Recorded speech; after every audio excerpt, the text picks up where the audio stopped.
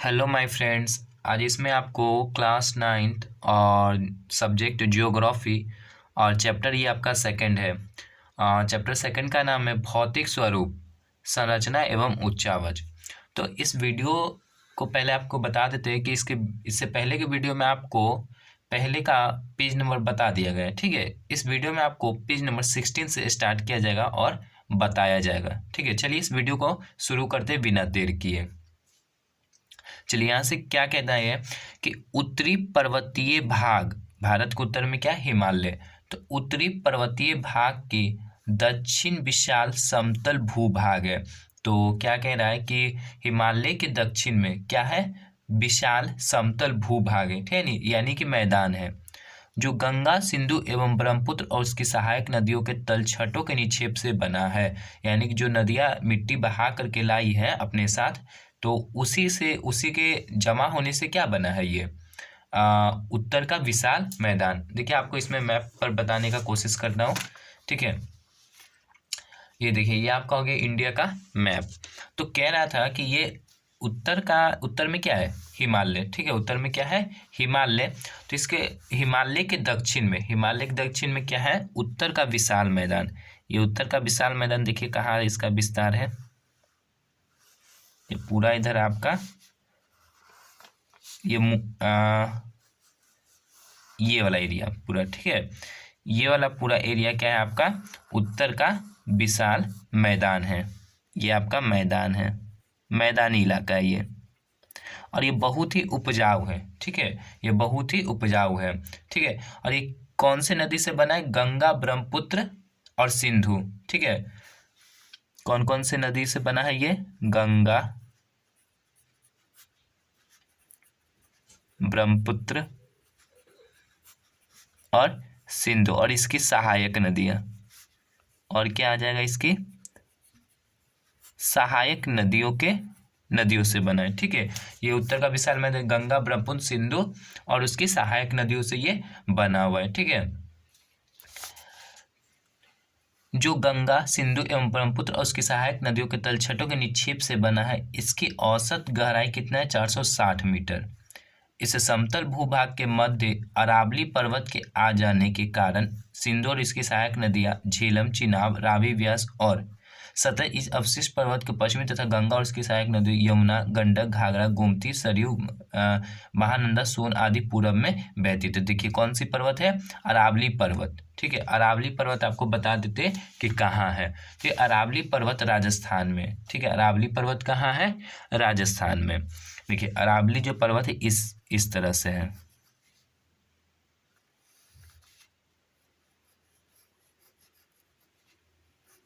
ठीक है, ये आपका अरावली है,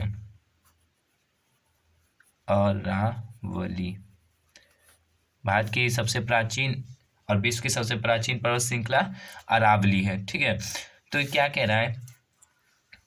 इस समतल भूभाग के मध्य अरावली पर्वत के आ जाने के कारण सिंधु और इसकी सहायक नदी, अब सिंधु की कौन कौन सी सहायक नदी? झेलम, चिनाब, रावी, ब्यास और सतलज। ये पांचों नदी याद रखिएगा, किसकी सहायक नदी है? सिंधु की। झेलम, चिनाब, रावी, ब्यास और सतलज इस अवशिष्ट पर्वत के पश्चिमी में तथा गंगा और उसकी सहायक नदी, अब गंगा की कौन सहायक नदी है? यमुना, गंडक, घाघरा, गोमती, सरयू, कोसी, महानंदा, सोन आदि पूरब में बहती है। अरावली पर्वत इस प्रकार का जल विभाजक का काम करती है। ठीक है, यानी कि जल को बांट दी। भारत का दक्षिणी भाग पठारी क्षेत्र है। भारत का दक्षिणी भाग क्या है? पठारी क्षेत्र। पठारी क्या होता है? जमीन का उठा हुआ भाग। ठीक है, यानी कि भूमि का उठा हुआ भाग क्या होता है? पठारी कहलाता है, पठार। और पठार क्या होता है? ऊपर में समतल होता है। ठीक है, ऊपर में समतल होता है, ये जमीन से यानी सतह से उठा हुआ भाग होता है। देखिए, ये पठारी क्षेत्र आपका।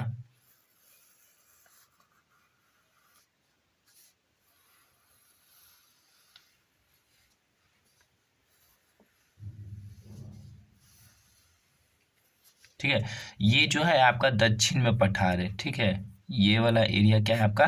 दक्षिण में पठार।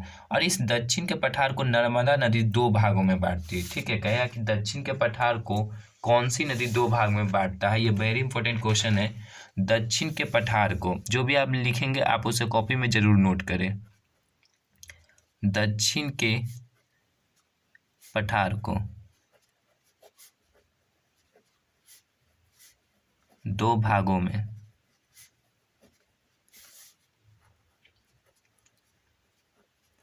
बांटती है।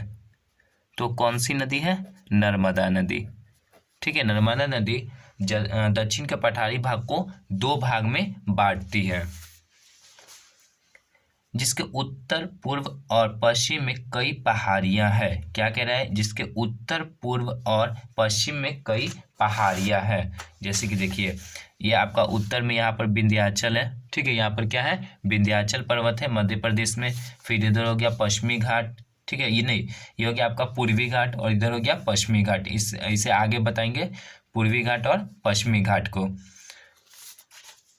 तो जिसके उत्तर पूर्व और पश्चिम में कई पहाड़ियां, इस क्षेत्र की औसत ऊंचाई 5,500 से 750 मीटर तक है। नर्मदा नदी संपूर्ण पठारी क्षेत्र को कितने दो भागों में बांटती है। सतपुरा के दक्षिण तापी नदी की घाटी है। नर्मदा और तापी दोनों नदियों ने संकीर्ण कछारी मैदान का निर्माण किया है। क्या होता है? नदियों के द्वारा जो मिट्टी होता है उससे क्या होता है? मैदान का निर्माण। ये दोनों नदियां ब्रह्मस घाटी में होकर बहती। इस पठारी क्षेत्र के उत्तरी सीमा पर विंध्याचल पर्वत है। ठीक है, इस पठार के उत्तर में क्या है? विंध्याचल पर्वत।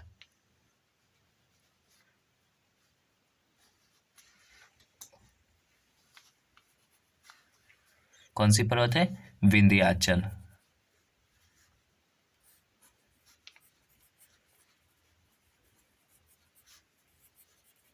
ये विंध्याचल पर्वत क्या करती है? भारत को दो भाग में बांट देती है। ठीक है, विंध्याचल पर्वत क्या करती है?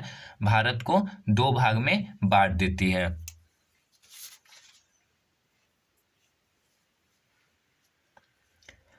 विंध्याचल पर्वत है, इसके पश्चिमी और पूर्वी में कई पहाड़ियां हैं। यानी इस पठार के पश्चिमी और पूर्वी में कई पहाड़ियां हैं।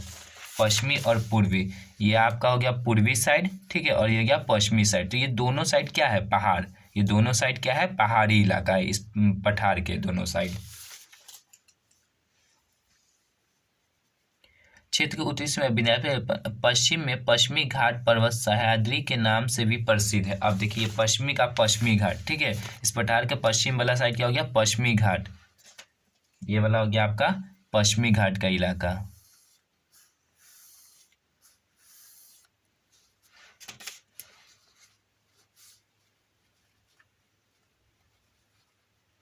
पश्चिमी घाट, इसको हम लोग सह्याद्री के नाम से भी जानते हैं। ठीक है, सह्याद्री। कहेगा कि पश्चिमी घाट को और किस नाम से जानते हैं? सह्याद्री के नाम से। ठीक है, और ये हो गया आपका पूर्वी घाट। पूर्वी घाट क्या है? कि ये कटा छटा भाग है। ठीक है, पूर्वी घाट क्या है? कटा छटा भाग है। इस वाला साइड हो गया आपका पूर्वी घाट। पूर्वी घाट, ये दोनों क्या है? पहाड़ी इलाका है। पश्चिमी घाट, पूर्वी घाट। पठार के पश्चिम में हो गया पश्चिमी घाट, और इस दक्षिण के पठार के पूर्वी में पूर्वी घाट। ठीक है, पश्चिमी घाट और पूर्वी घाट। पश्चिमी घाट को सह्याद्री के नाम से भी जानते हैं, और ये जो पूर्वी घाट है ये अधिक कटा छटा हुआ है। ठीक है, नदियों के द्वारा इसे काटा हुआ है।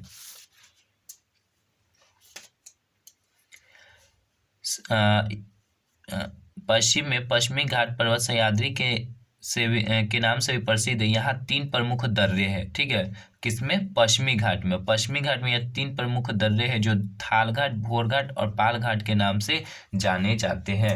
अब देखिए, पश्चिमी घाट में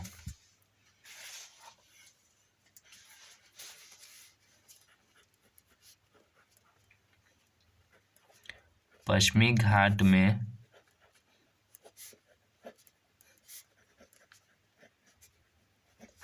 प्रमुख दर्रे।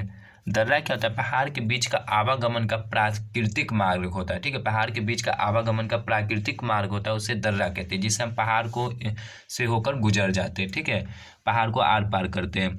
तो देखिए, पहला था आपका थाल घाट। ठीक है, दर्रा का नाम हो गया पहला थाल घाट। फिर भोर घाट, फिर पाल घाट। अब देखिए, ये जो दर्रा है ये किन दो शहरों को जोड़ता है? ठीक है, तो देखिए, ये मुंबई को नासिक से जोड़ता है। मुंबई को नासिक से। आपका दूसरा है भोर घाट। ये भोर घाट पुणे से मुंबई को जोड़ता है, पुणे को मुंबई से। फिर आपका जो है वो है पाल घाट। ये केरल और तमिलनाडु को जोड़ता है, केरल को तमिलनाडु से। ठीक है, ये तीनों दर्रा याद रखिएगा।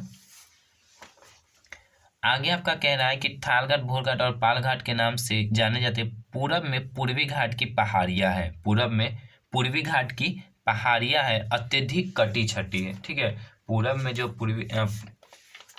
पूर्वी घाट की पहाड़ियां वो क्या है, अधिक कटी छटी है। ठीक है, इस तरह से यह नदियां बह रही है तो इसे क्या कर दिए, बीच बीच में काट छाट दी है। यहाँ की पहाड़ियों को काटकर महानदी गोदावरी, कृष्णा और कावेरी नदियां बहती और उपजाऊ मैदान का निर्माण करती है। पूर्वी घाट के प्रमुख पहाड़ियों में उड़ीसा का महेंद्रगिरी। अब देखिए पूर्वी घाट की पहाड़ियां, ठीक है, पूर्वी घाट की प्रमुख पहाड़ियां,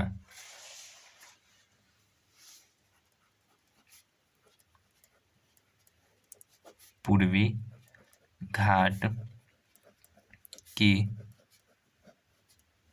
प्रमुख पहाड़ियां। तो आपका हो गया पहला महेंद्रगिरी। महेंद्रगिरी यह आपका कौन से राज्य में है, ओडिशा। महेंद्रगिरी किस राज्य में, ओडिशा में। तो कह रहा है कि यहाँ की पहाड़ियों को काट कर और उपजाऊ मैदान का निर्माण कर। पूर्वी घाट की प्रमुख पहाड़ी उड़ीसा का महेंद्रगिरी, आंध्र प्रदेश का नलामलई, पालकोंडा। पालकोंडा कहाँ हो गया आपका, आंध्र प्रदेश। दूसरा महत्वपूर्ण प्रमुख हो गया पालकोंडा।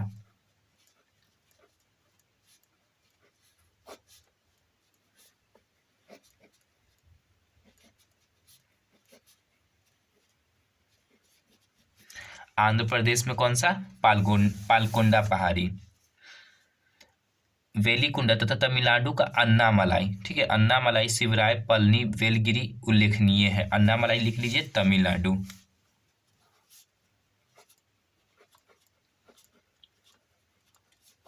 ये आपका हो गया तमिलनाडु में।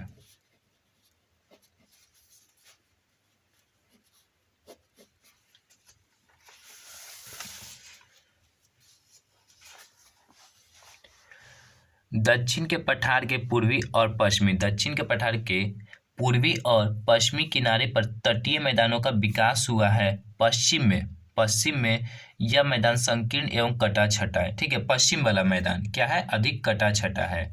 जबकि पूरब में चौड़े एवं समतल मैदान, कच्छ के रण का मैदान समुद्री निक्षेप में उज्जमन से बना हुआ है। अब क्या है, कच्छ का रण। ठीक है, कच्छ का रण क्या से बना हुआ है, समुद्र के निक्षेप से बना हुआ है।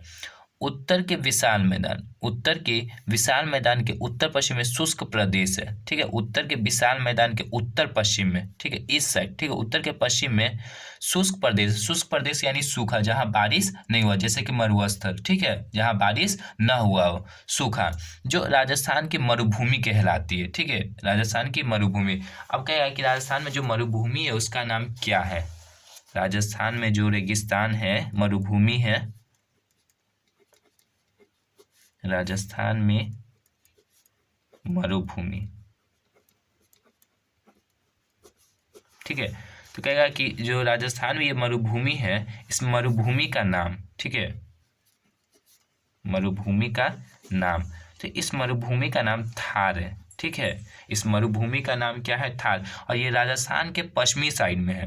थार मरुभूमि क्या है, राजस्थान के पश्चिमी साइड। ये पूरे राजस्थान में थार नहीं है, जो थार मरुभूमि है पूरे राजस्थान में नहीं है, राजस्थान के पश्चिमी साइड में यानी पाकिस्तान के साइड में। ठीक है, और ये थार मरुभूमि का विस्तार पाकिस्तान में भी है। ठीक है, कहाँ है, पाकिस्तान में, लेकिन पाकिस्तान में उसे अलग नाम से जानते हैं। यहाँ रेतों के अनेक टीले मिलते हैं जो वायु की दिशा के लंबवत फैले हैं। दक्षिणी भाग में जहाँ बहुत तेज हवाएं चलती है, वहाँ बालू के टीलों का ढाल हवाओं की दिशा की ओर लंबी, सरल और लहरदार है। किंतु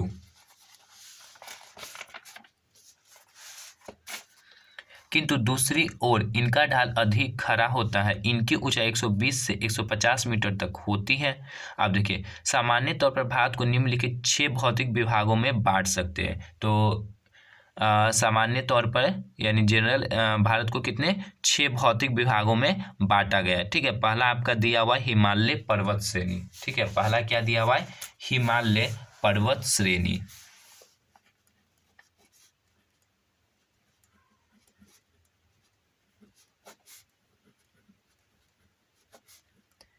हिमालय पर्वत श्रेणी। चलिए, अब हिमालय पर्वत श्रेणी के बारे में क्या बताया गया है। भारत की उत्तरी सीमा पर फैला हिमालय पर्वत श्रेणी भूगर्भीय रूप से नवीन। ठीक है, पहले जो हिमालय था वो था नहीं। ठीक है, इससे पहले के वीडियो में आपको बता दिया गया है। पहले जो हिमालय आप देख रहे हो वहाँ पहले टेथिस सागर था, वो पहले बना ही नहीं हुआ था। वो क्या हुआ, भारत का प्लेट यूरेशिया प्लेट से टकरा करके हिमालय का निर्माण हुआ है। तो ये क्या है, नवीन का मतलब नया। और बनावट के दृष्टिकोण से वलित एवं मुर्दार पर्वत श्रृंखला है। ठीक है, किसका है? वलित या मुर्दार पर्वत श्रृंखला है। ये पर्वत श्रृंखला है पश्चिम से पूर्व दिशा में सिंधु और ब्रह्मपुत्र के बीच करीब 2500 किलोमीटर की लंबाई में अर्धवृत्त चाप के रूप में फैला हुआ है। इसका क्षेत्रफल लगभग 5 लाख वर्ग किलोमीटर है। यह विश्व की सबसे ऊंची पर्वत श्रेणी है। तो हिमालय पर्वत श्रेणी विश्व की सबसे ऊंची पर्वत श्रेणी है। विश्व की सबसे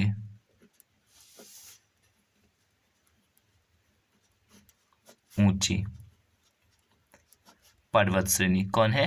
हिमालय। कहेगा हिमालय के सर्वोच्च शिखर कौन है, यानी सबसे ऊंचा शिखर कौन है? हिमालय का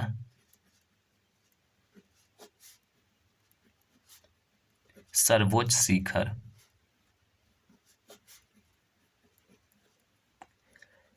तो हिमालय का सर्वोच्च शिखर का नाम है माउंट एवरेस्ट।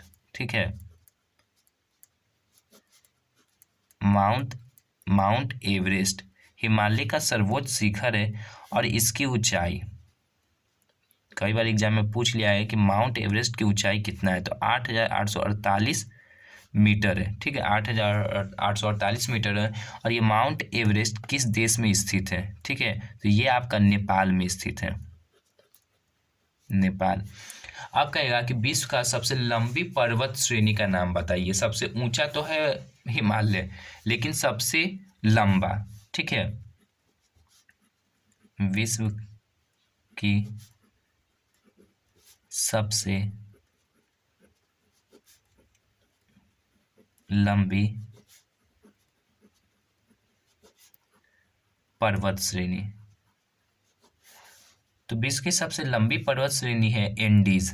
ठीक है, कौन सा है? एंडीज, जिसका जो लंबाई है 7000 मीटर है, एंडीज है। ये दोनों याद रखिएगा।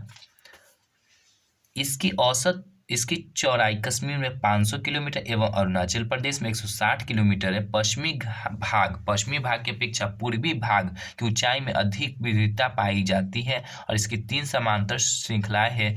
सबसे उत्तरी भाग में इस श्रृंखला को महान या आंतरिक हिमालय या हिमाद्री कहते हैं। यह सबसे अधिक सतत श्रृंखला, इसकी औसत ऊंचाई 6100 मीटर। इस श्रृंखला की विशेषता यह है कि इसमें सर्वाधिक ऊंचे शिखर तथा हिमालय के सभी प्रमुख शिखर है। आप देखिए, हिमालय जो है भारत के उत्तर में जो फैला हुआ हिमालय, ये 4 भागों में बटा हुआ है। ठीक है, हिमालय कितने भागों में? 4 भागों में बांटा हुआ है।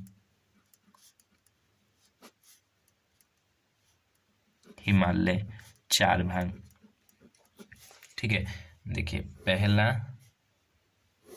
दूसरा, तीसरा, चौथा। ठीक है, पहला जो हिमालय है आपका वो है ट्रांस हिमालय।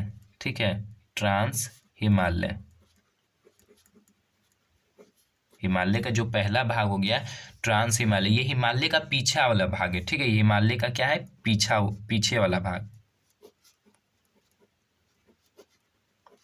ये हिमालय का पीछे वाला भाग है, ट्रांस हिमालय। दूसरा आपका हो जाएगा वृहत हिमालय।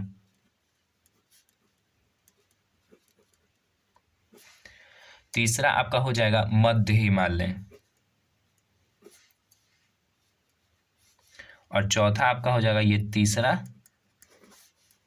और चौथा आपका है शिवालिक। ये सबसे नीचे वाला है। ठीक है, सबसे दक्षिण वाला है शिवालिक।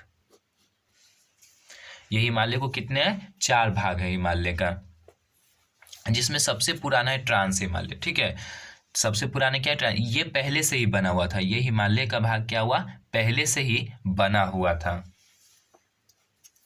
तो सबसे पुराना पूछेगा कौन सा है, तो ट्रांस हिमालय।